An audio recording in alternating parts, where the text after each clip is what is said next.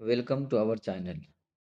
हम सब जो नाइन्थ क्लास का बायोलॉजी है भारतीय भवन का उसका क्वेश्चन आंसर कर रहे थे और उसका पहला चैप्टर का जिसका नाम है कोशिका जीवन की आधारभूत इकाई, इसका लघु उत्तरीय प्रश्न तक हम सब कंप्लीट कर चुके हैं। आज हम सब इसका दीर्घ उत्तरीय प्रश्न जो है कंप्लीट करेंगे।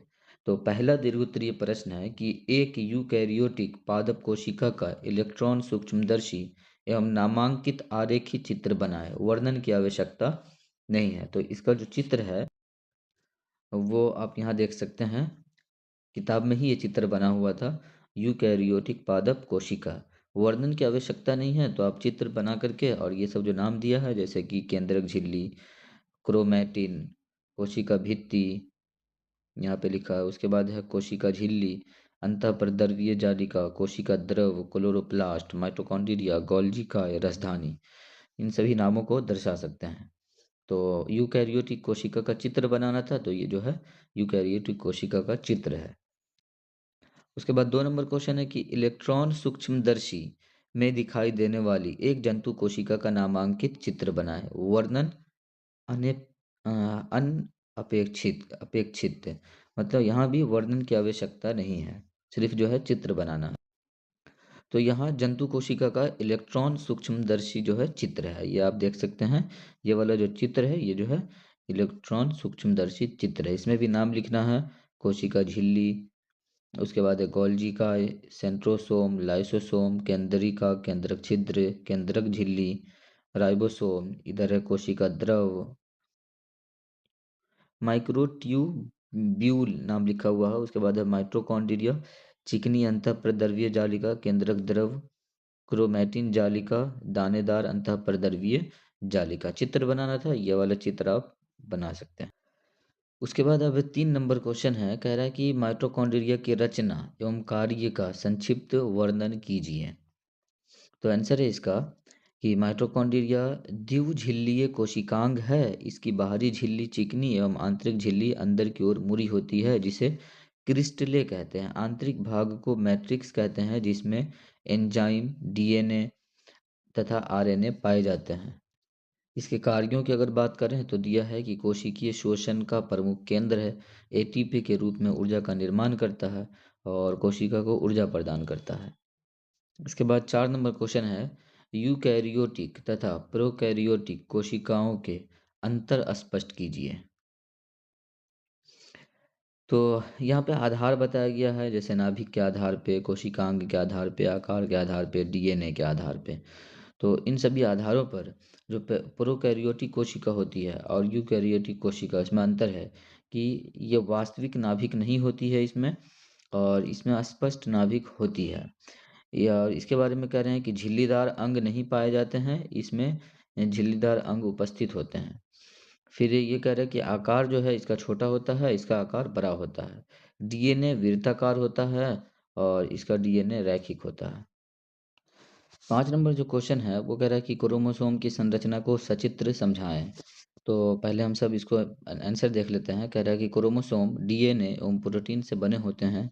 प्रत्येक क्रोमोसोम 2 क्रोमैटिड से मिलकर बना होता है, जो सेंट्रोमियर द्वारा जुड़े रहते हैं।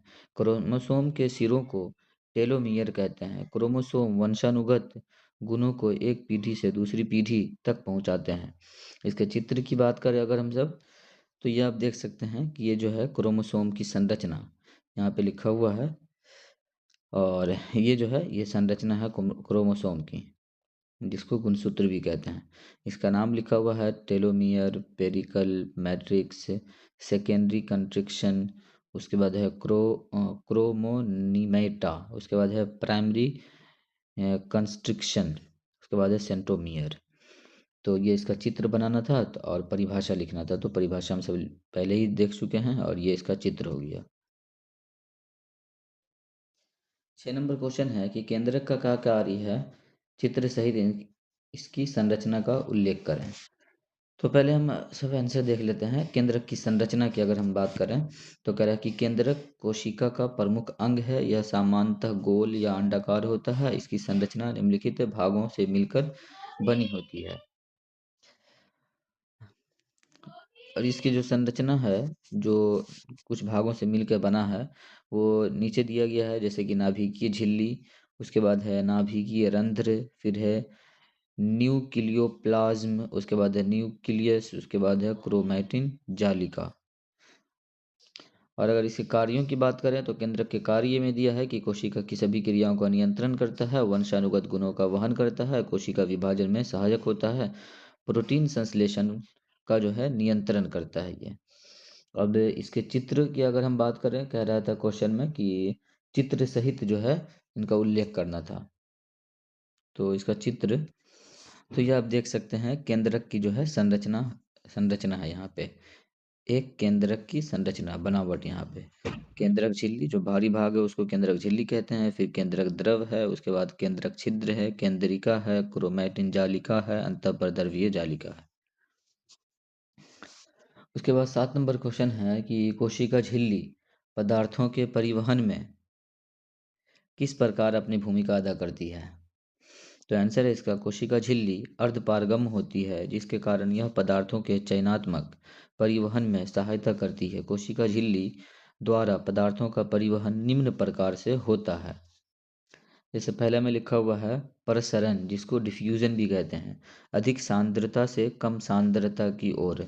उसके बाद है परासरण, ऑस्मोसिस, जल का परिवहन अर्धपारगम्य झिल्ली द्वारा, सक्रिय परिवहन, ऊर्जा की सहायता से पदार्थों का प्रवेश, एंडोसाइटोसिस एवं एक्सोसाइटोसिस, बड़े कणों का अंदर बाहर जाना।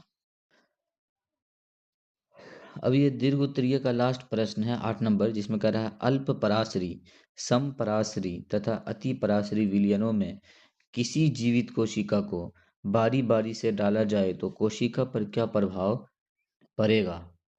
तो आंसर है इसका, कह रहा है कि पहला में है अल्प पराशरी विलयन।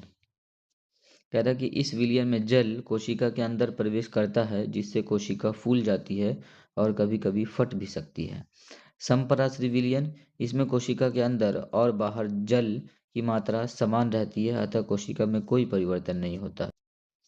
अतिपराश्री विलयन, इस विलयन में जल कोशिका से बाहर निकल जाता है, जिससे कोशिका सिकुड़ जाती है। इस प्रक्रिया को प्लाज्मोलाइसिस कहते हैं।